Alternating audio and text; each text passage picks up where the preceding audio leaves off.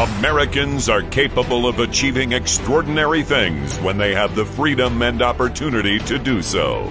This is American Potential. And here's your host, Jeff Crank. All right, I love bringing you stories of people who have empowered themselves and thrown off the barriers that government puts in front of them. And this is just one of my all-time favorite stories, and it comes from the great state of Iowa. My guest today is Drew Klein. Drew is the State Director of Americans for Prosperity in Iowa, and a good friend. Drew, welcome to the show. How are you today? I'm doing great, Jeff. Thanks for having me. Yeah, so this is I mean, you've done a lot of great things in Iowa, and you know, we'll have you back on to talk about that sometime. But this is one of the most empowering stories I've ever heard, and it's the story of a person who got found through social media, which we're going to talk about that, the interesting aspect of that, but who was meeting up against these barriers imposed by the state of Iowa on their business, and you coming together with the citizen and helping break that barrier. It's a great story. It's the story of William Burt and his business, Cut Kings, right? Yeah, that's exactly right. Okay, so let's talk about how this story came about, first of all. Sure. Well, in my role with Americans for Prosperity, we fight a lot of policy battles in the state of Iowa. We work on taxes and healthcare issues and education and regulatory issues. And what we're always looking to do is to find real world examples of the impact of the policies that we're working on.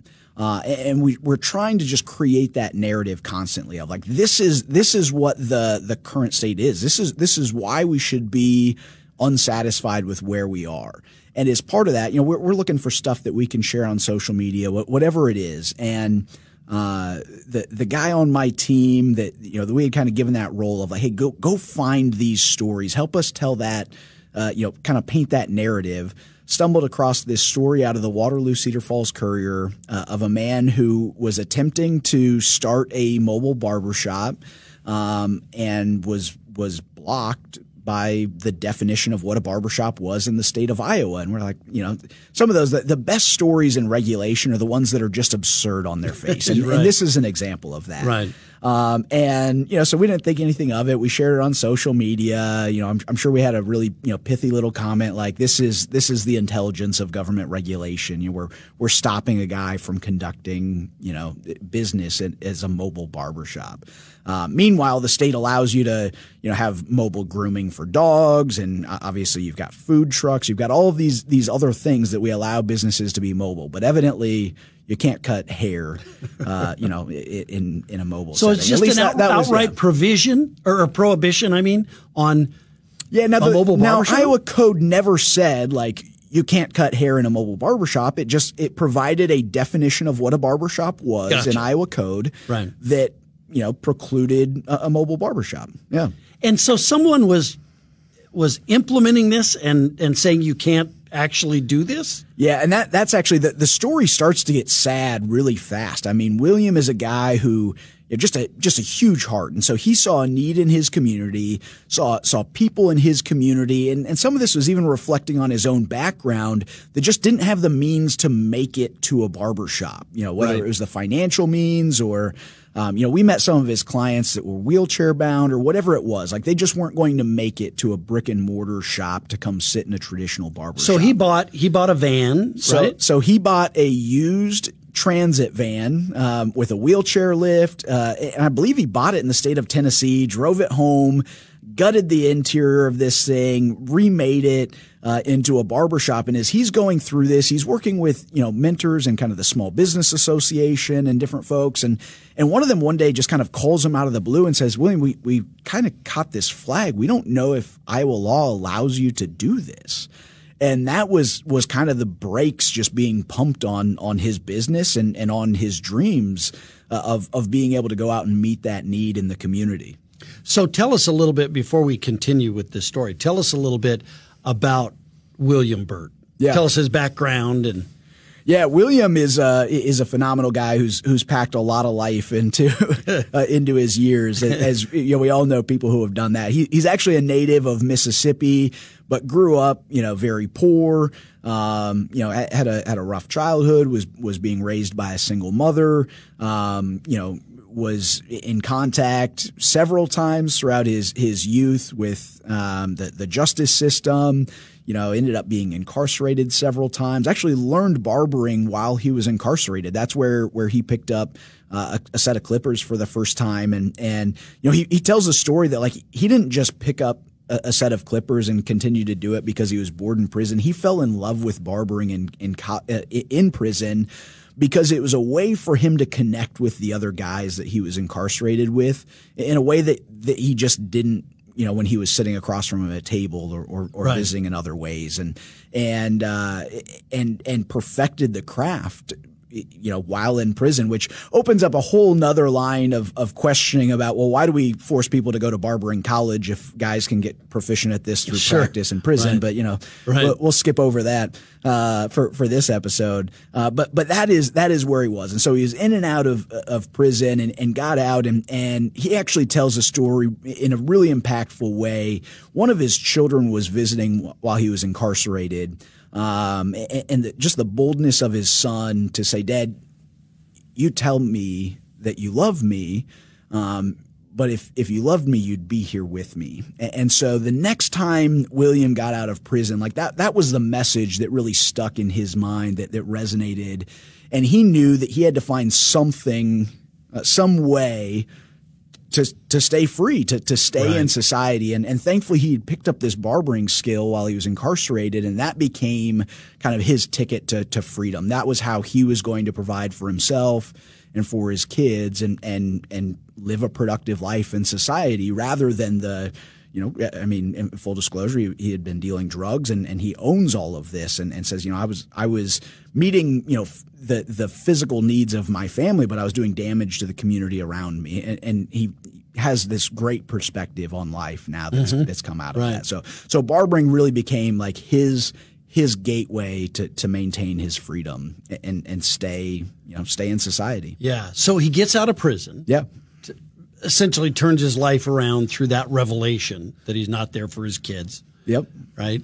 And goes into business, tries to be a productive member of society, make a living, and provide for his family. Yeah, and I'll provide a few more details. So he gets out. He's learned barbering. He's been performing the function and the service of barbering, but actually he gets out and he goes to barbering college, because despite the fact that he's been cutting people's hair for several years at this point, the state says he has to go get a barbering license. Of course, right. Okay. So he does that. But he also, at the same time, starts taking classes again at the University of Northern Iowa, and he gets himself a 4-year bachelor's degree as well in business, and actually today he holds a master's degree as well. And, wow. So he's an incredible guy. Just the resilience, the tenacity to really get after life and redeem the opportunities he has in front of him. And I'm going to have William Burt on. I want to make sure that we'll get him. William Burt on the show. Okay, so now he has this great idea. Yeah. This entrepreneurial idea, right? Of, well, why don't I have a mobile barbershops? Because some of my customers can't easily get to a barbershop. Yeah. And he goes out, invests his capital, buys the van, fits the van, and finds out there's a prohibition on it from the state of Iowa. Yeah. And so what happens is just, the function, the structure of state government in Iowa. Williams, state representative, hears about this, probably sees the exact same story that we saw in the Waterloo Cedar Falls Courier, and introduces a bill to change the definition of a barbershop. And unfortunately, he's a member of the minority party, and structurally, oftentimes, those are bills that just don't get seen. They get overlooked. We saw the bill. And started asking questions. And then a companion bill popped up in the Senate as well, and had enough traction. We went and again just started kind of digging into the story. What's this look like? How could we be involved? And we get to a point where there's going to be a subcommittee held on this piece of legislation. But we're still kind of in this phase where we're trying to gather information, but we've never met William. We really don't have much of a presence in Waterloo at this point. All we have is this story in a newspaper. And we go back and we look at it, and there's a picture of his mobile barbershop in the story. And it has his phone number on the side. And so I look at one of my colleagues and I say, Tyler, just call him. Just call him. Right. So let's hear his story. Sure. And from there, that's really where our relationship with William kicked off. And we got to hear, just the full backstory, stuff that wasn't in that first news article. But it was really an opportunity for us to invite him to come actually be a part of this fight that was happening in Des Moines that really was happening separately from him. Mm-hmm. It certainly would have benefited him, but he was not directly plugged into that policy battle in the way that we really knew he needed to be in order to impact change. Yeah, so talk about that. Talk about Americans for Prosperity's role in getting William connected and equipped, right, with the tools necessary to have an impact. Yeah. Well, I suspect that a lot of your listeners are already fairly plugged into what's going on politically in their community, state level, federal, whatever it is. That's not the norm in every community, and it's not the norm for every American. And William, I think, is a great example of that. He's trying to live his life. He doesn't know what's happening in Des Moines, and quite frankly, as a guy who loves the concepts of limited government, I want more Americans to be able to live that way, where they don't have to worry about what their government is doing. But this was a case where he had the opportunity to get directly plugged into a fight that was impacting his life. And that's really what we see as kind of our mission, at the state level with Americans for Prosperity, and certainly, in other ways as well, is to connect Iowans to the policy fights that are impacting their lives. And so it wasn't just kind of this one-off call where you say, hey, William, there's this bill that would, change the trajectory or unlock some opportunity for your business idea. You should come down here. It was hey, we want to find ways to not just get you plugged into this fight, but to get your whole community, plugged into your fight as well. Not just the guy whose vision it was to operate the mobile barbershop, but the people that would benefit from that mobile barbershop as well. We look at business as it needs to be mutually beneficial. It's not just beneficial for the guy who makes money off of the business, but also for the people who willingly seek those services to meet the needs in their lives as well. And so we wanted more people in his community to get involved in this as well. And not just for the sake of changing a single piece of legislation, but to really kind of broaden the horizon and to open people's eyes that this is an opportunity they had to address the barriers in their lives as well. It's not just a mobile barbershop. It's whatever other regulatory issue, popped up in the community. And actually through being in Waterloo and just, simple stuff, going out to eat lunch with William, we started to hear other little things like that in the community that were just absurd regulations that were standing in the way of people being profitable and having their businesses Give me a couple examples. Yeah, my favorite one is we were going out to lunch one day. We went to this little barbecue joint in Waterloo, and it's a small little kind of hole in the wall barbecue place. Great food, as is generally the case. The smaller the barbecue restaurant, the better the barbecue. That's kind of a general axiom I think that we can live our lives by. But there were literally 19 seats in the dining room. Most of them were like high top seats at kind of bar top counters around the dining room. And so William introduces me to the owner of this business, and we kind of talk about what we're doing and some things like that. He's like, oh, let me give you some examples of the absurd regulations that I deal with.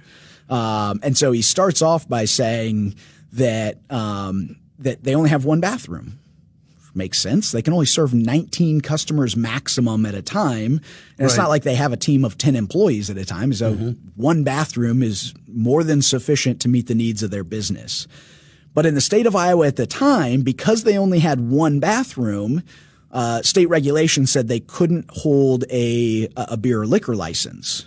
in order to hold a beer or liquor license in the state of Iowa, you had to have both a male and a female bathroom. Okay. I'm not sure logically how those two things are connected at all, but I also know a little bit about how like the restaurant industry works, and beer and liquor sales are one of the biggest profit drivers of a restaurant. And this guy, because he operates a small restaurant that only has one bathroom, doesn't have the opportunity to do that. And we're like, well, that's silly. Well, it doesn't make sense to you or I, but to an Iowa bureaucrat, it did make sense. Perfect sense. Perfect sense. Yeah. And so that was another one. Like we came back to the legislature. We started talking to our friends in the legislature like, oh, that's stupid. Well, let's just fix that. And so we actually had a bill filed on that one. And the Department of Inspections and Appeals stepped in and said, no, don't pass the bill. We'll just fix it. We'll just eliminate that regulation. Well, so there were other things like that popped out. But I also want your listeners to forever be changed by what they see in bathrooms. Did you know that, like, if you roll into or walk into a bathroom and you see kind of a commercial sink, no cabinet underneath it, so the plumbing is exposed underneath there, you'll notice that all of them have the pipes under the sink insulated. Yes. Right. Never thought about it. This barbecue restaurant owner told me that he's required to insulate the pipe under the sink in his bathroom because of the hypothetical situation in which a customer in a wheelchair might roll in, use the restroom, they finish doing their business, they roll themselves over to the sink, they turn the water on. Obviously, we know that it's more hygienic to wash your hands with hot water. It kills more bacteria. But that could also lead to a scenario in which the pipes under the sink get so hot that you might burn somebody's leg, so we have to insulate the pipes under the sink. Really? That is why restaurants and commercial establishments, businesses are required to insulate the pipes under their sink. That's the dumbest thing I've ever heard. I'm thinking, how hot is your water heater set? And how long is the customer leaving the water running that you would burn your skin with a drain pipe? With the P-trap on it. Exactly. That's incredible. Just absurd. So for your listeners, every time you walk into a commercial bathroom, like, you need to look at these Well, sinks. now I'm going to have to look now every time. You will never see them the same again. Thanks for that, Drew. That's going to revolutionize my life. That's right. So let's get back to – so that's amazing, though, that you discovered all of these other stupid regulations. But let's get back to Mr. Burt and how you plugged him in and the process of getting this law changed. Yeah. So unfortunately, that first legislative session where the bills were introduced, they didn't go anywhere. And some of that is we just hadn't really built a sufficient operation, a sufficient case for the legislature to do things. And again, I'm a limited government guy. I don't want, the legislature going out of their way to pass laws to solve non-existent problems. And so I can appreciate that the process moves slow at times. But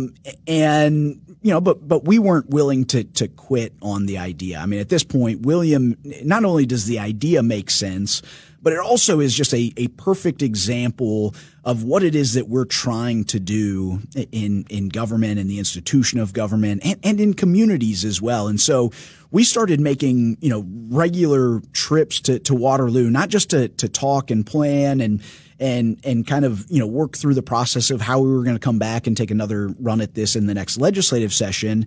But we started hosting events with members in his community to talk about, to start out with, baseline, just to get their impressions on, state government and how things worked around them, what their experience and their involvement with the political system in general was, which was eye-opening because, again, this was a community that we hadn't been a part of. And we also didn't want to, just step in and start calling shots. We needed to hear from them and really understand kind of where they were at in this process as well. And then that gave us the opportunity to ask them what would be helpful.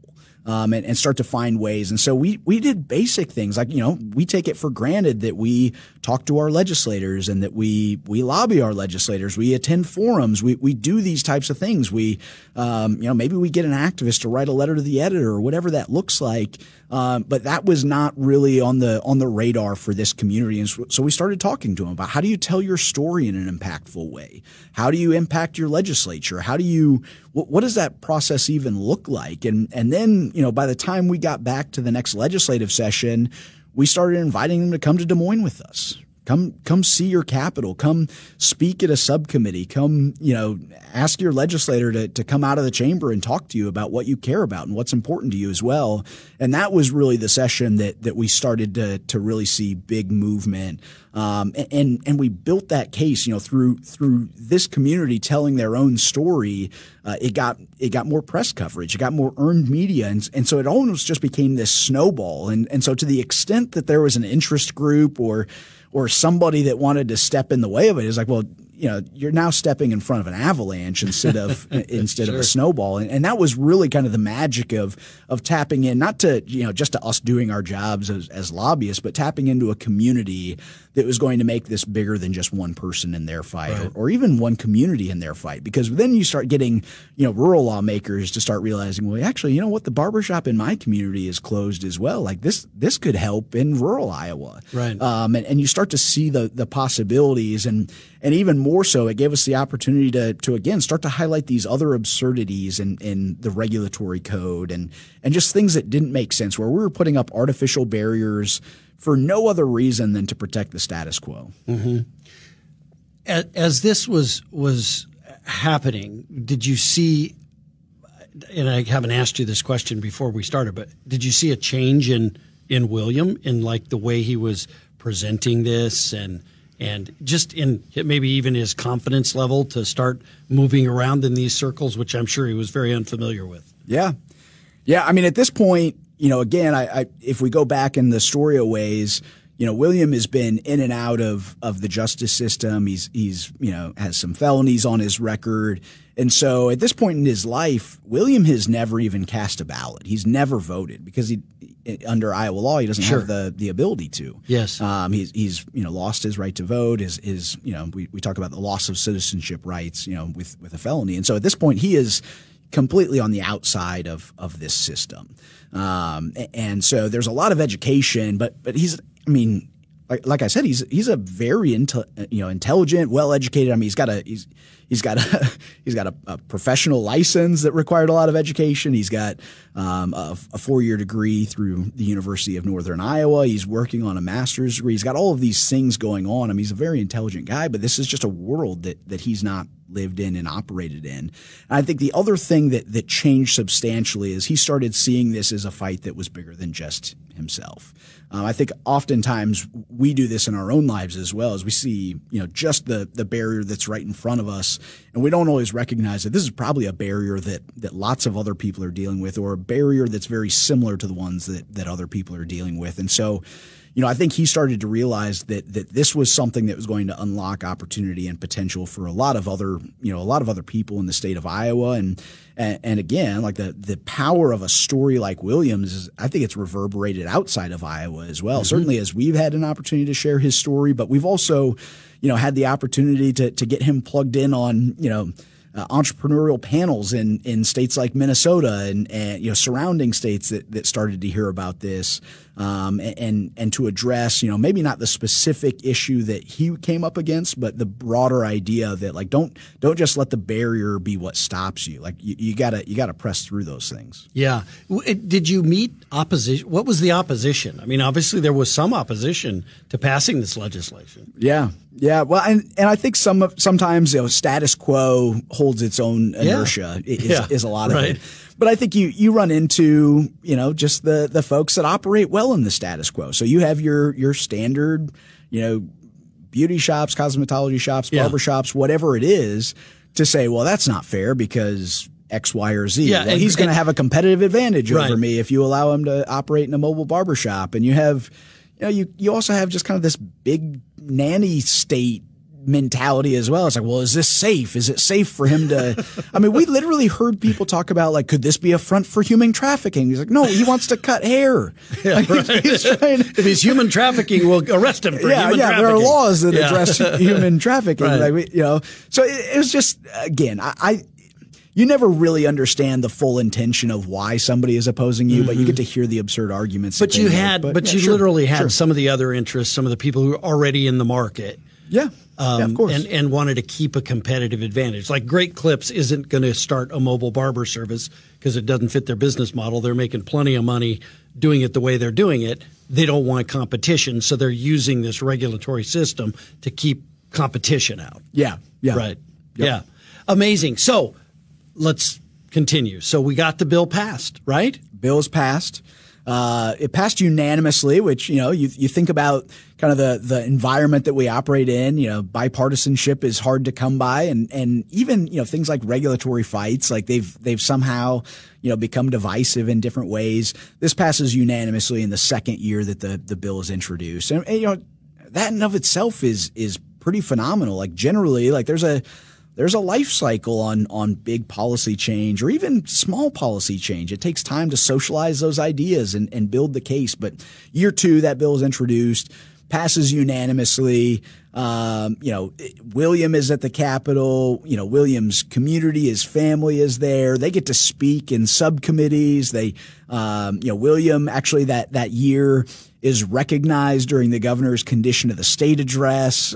Just talking about, Iowa being a place that's open and welcoming to entrepreneurs and how little things like these, start to accumulate and they form those big regulatory barriers that ultimately send the message of it's just too hard. There's too much. We're just not going to do it. And I think that is maybe the biggest stifling factor that stops people from starting businesses, stops people from innovating and looking for ways to go out and meet the needs in the community around them. And so many people meet these barriers and they don't take the next step that William took, right? It's almost just easier. To just say, okay, well, then I won't go open a mobile barbershop, right? Yeah. And I'll just do it the way I'm doing it. But thank God that William pushed forward and joined up with Americans for Prosperity and got this through. How, on some of the other terrible, dumb regulations that you saw, and you've worked on some of those. Some of them, it sounds like you already got changed. But the pipes are still being insulated, but thank God. Let's just be honest. Thank God that the pipes are still being insulated. Your legs are safe from the horrors of uninsulated bathroom drain pipes. The barbecue restaurant now you can go in and order an icy cold beer to go with your rack of ribs at the barbecue joint in Waterloo. Things like that where we've been able to elevate that. But it's also just maybe this sounds small, but the fact that there's now maybe 50, 60 people in Waterloo that realize they have a voice and the ability to speak into and impact, what's going on in their community and state government that, not really necessarily through the actions of anybody before, but just the lack of action. They didn't realize that before. So we've been able to continue to maintain that relationship with William. He's got the mobile barbershop. It honestly today operates more as a nonprofit function, because he's separately started his own brick and mortar barbershop, and has other barbers that have come in that he's mentoring and they're starting to operate in his business. And then he's also taking them on the road for some of the nonprofit stuff. We did a back to school event a couple of years ago in Waterloo, or I guess just last fall, really. As part of that, we were in a low income part of town. And so we were providing school supplies, talking about our perspective on foundational education issues. And then William brought in himself and two other barbers and gave free haircuts for 4 hours. That's great. So that, and this is something that, again, I just didn't recognize, but in his community, in the Black community, having a fresh haircut is a big deal, and is a huge confidence boost and really speaks to the dignity of the individuals. And so, I don't remember the exact number, but 100 kids got to go to their first day of school with a fresh haircut that wouldn't have otherwise had the opportunity to do that. And again, it wasn't just the bus that was illegal; it was all mobile barbering. He would not have been able to provide those services if it weren't for the change in the law. What an amazing story. I mean, it's amazing. It's an amazing story of William and overcoming these government imposed barriers that are out there. But we've just told the ice cream part of the story. We haven't put the cherry on the top yet. And I wanted to talk to you about that. His life changed because of his involvement in this too, right? The governor recognized him in a way and did something really special there too. Yeah. So, I touched on this or maybe danced around it a little bit throughout this episode, but, again, a felony conviction in Iowa is a loss of citizenship. You lose your right to vote, and there's a process to have those restored. But that was something that we started, it's just one of those ideas, I guess, that popped up. My deputy and I were kind of talking about, William and the fight and all of these different things. And it just kind of occurred to me, like William didn't even get to vote for his state representative who's going to be voting on this law, or as a state senator, any of those things. And we should ask him if he's ever considered applying to have his rights restored. And so Tyler called him. Tyler's the guy that's been, working with William, very closely. I'm doing this from a distance, but Tyler is not just working with William. Tyler and William are friends now. I mean, they talk. Sure. Yeah, Tyler drives 2 hours because he wants to go get his hair cut in Waterloo by William. Like these guys are friends. I mean, this is more than just a transactional relationship to change a law in Iowa. And so Tyler calls William and says, "William, do you have the right to vote?" And I think it kind of caught William off guard. He goes, "I don't think so." He goes, "But you don't know? Like, have you ever applied to have your rights restored?" And he goes, "No, how do you do that?" And he said, "Okay, well, we'll send you the form." And so, he fills out the form, we get it turned back in, and we're going through this process. And so we're with William one day, and admittedly, like, we're kind of excited about this. We're now pretty emotionally invested in this. And so we wanted to be there. And so we coordinated this with some of the governor's staff and said, we want to be there when you call William to let him know that you're restoring his rights. And she's 100% on board with this. In fact, this is something that she just thinks is dumb, that we're automatically disenfranchising people, for life for all felony convictions. Right. Obviously a wide array of things that, that will earn you a felony. And so she's on board with this, from the outset, but especially given, what William's doing. I mean, she knows his story. She's seen his involvement. I mean, this is a guy who's more involved civically at this point than 90% of the population, but he doesn't get to vote in the elections. And so, we're sitting around in the barbershop with him one day, the day that we know Governor Reynolds is going to be calling him. And so his phone starts ringing. I had received a text a couple minutes earlier, like, "Hey, we're about, she's about to make the phone call." And he just ignores it. Like, "What do you do?" He's like, "I don't know that number." We're like, "William, answer the phone." And he looks at us. I was like, "Answer the phone, William." And so he answers it.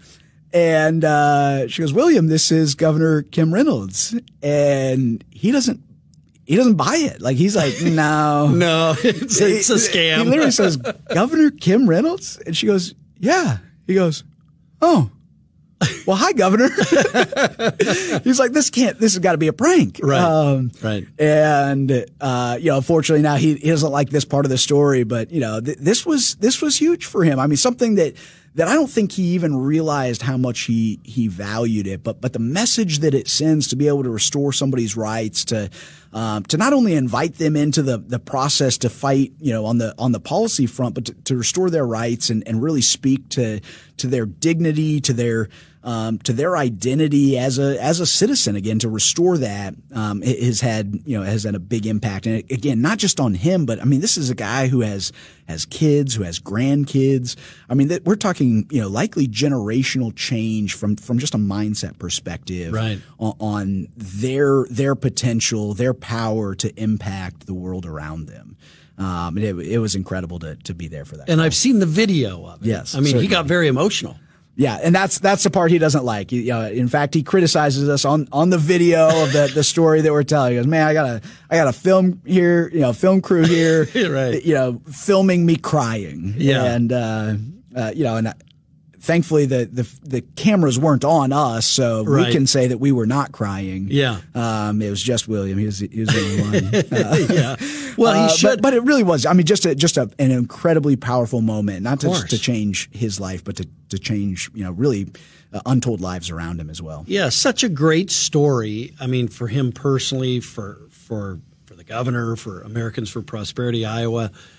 But for average American citizens to see that story, and I guess that's how I'll end this, is with that question. I mean, this is a powerful story about how people can come and partner with Americans for Prosperity to do amazing things like this, and to literally not just change their life, but the lives of many others around them. Your thoughts on how people should embrace that and get involved in what they can do to make a difference? Yeah, I think one is we have to make sure that we're operating from the right assumptions, and that is that humans are capable of incredible things, regardless of where they came from, what their background is, the mistakes that they've made in life. Every human is capable of greatness. Right. And that is a story that's not unique to William. I mean, William's an incredible guy, special guy, but he's not unique. Everybody has the ability to do that, to pursue their own greatness, to make a decision, to not be limited by the barriers around them, but to instead be great. And we don't do that on our own. Thankfully AFP was there to just kind of stumble into this case. But when we work together, when we find these partners to pursue that greatness together with, again we're unlocking human potential in small fights and large fights alike, and AFP is an incredible place to be able to do that. So true. And Drew, I can't thank you enough for taking the time to tell this amazing story. I mean, you guys invested a lot of time and effort. I'm sure this was a labor of love for you. Very rewarding. Yeah, very rewarding. Something that you can be incredibly proud of. But I'm sure William Burt is, deep down inside, he's probably very, very proud of getting involved in doing this. He should be. He should be. For sure. Yeah. Well, listen, if you're listening to this story and you're thinking, man, how can I do something? There's an injustice going on in my community, or there's a barrier that needs to be broken, something holding me back from reaching my full potential, or my neighbor reaching their full potential. And you think, how can I get involved? I need you to either go to the Americans for Prosperity website. You can certainly do that. You can go to AmericanPotential.com, which is the website here. But you can also send me an email, jeff@AmericanPotential.com. And if you will send me that email, I will make sure to get you hooked up with someone in your state at Americans for Prosperity who can help you break that barrier. Just like Drew and his team in Iowa worked with William Burt to break the barriers that were imposed upon him. This is a great story. There's going to be many, many more on future editions of American Potential. Thank you for listening to American Potential. You may listen to more stories from Americans working every day to expand freedom and opportunity in their communities by visiting AmericanPotential.com.